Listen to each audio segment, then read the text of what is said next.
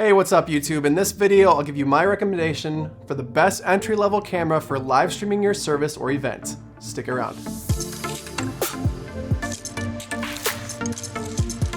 Thanks for checking out Church Media Pro. My name's Aaron Ward. If you're a Church Media Pro like myself, a media volunteer at your church, or just getting started in the world of live events, make sure to introduce yourself in the comments and click the subscribe button to be part of the Church Media Pro community.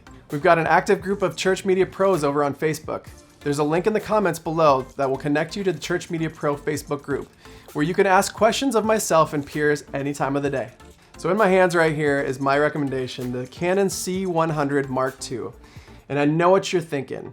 This camera's old. It came out in 2014. It doesn't shoot 4K, and there's plenty of new technology out on the market right now.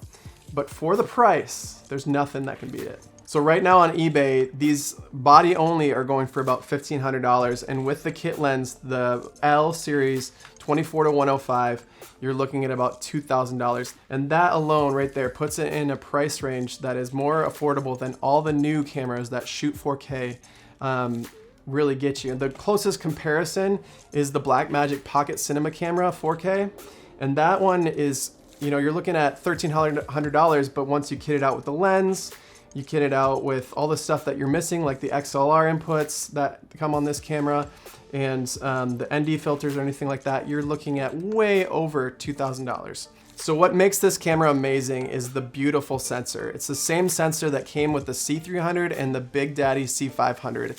It's the same 4K sensor, and it just is limited to 1080p, which keeps the price down.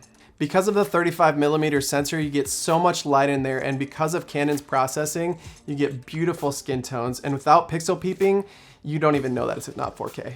The biggest selling points for this camera, besides the super 35mm sensor, are the XLR inputs, which are standard size that come built in. They just plug in with this little guy here, which is awesome. You can actually take this off too when you're throwing it on a gimbal.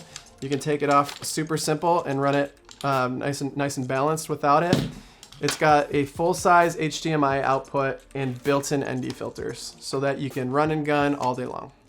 Even though this looks like a spaceship to some, it's a really easy camera for your volunteers to pick up and run with. It's really easy to shoot with. It has a built-in monitor.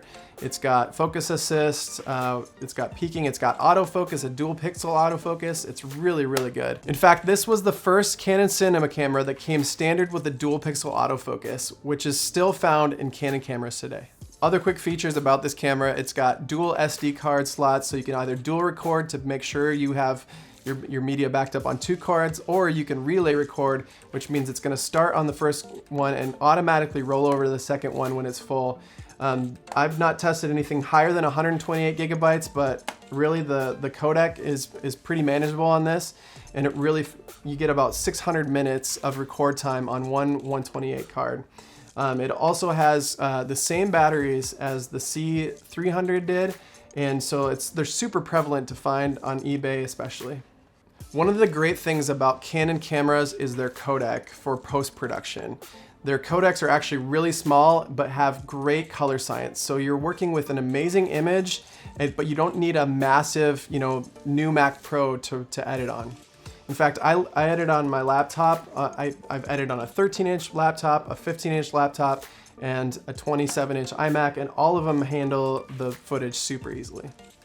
We not only use this at our front of house manned camera for our live stream, but we also slap on a Hollyland Mars 400S wireless transmitter. In fact, we're gonna do a video review on that soon, but we throw that on here for our roving camera. We've also used it in the field to transmit to a wireless monitor for our directors to see. It's just fantastic. So slap a 7200mm lens on this and put it in the back of your auditorium, and it's the perfect manned live streaming camera. For the all-in price of just $2,000 or $1,500 if you've already got EF lenses, this camera still checks all the necessary boxes for your live stream or other church production needs. In the comments below, let us know what cameras you're currently using. Links to all the gear I talk about in this video are in the description, and please don't hesitate to ask questions in the comments. I'm here to help you and your team become better church media pros. Before clicking the next video, please subscribe to the channel and stay up to date with new Church Media Pro videos. Also, make sure to reach out next time your church is remodeling. I'm more than happy to help with recommendations and budgets. Thanks for watching.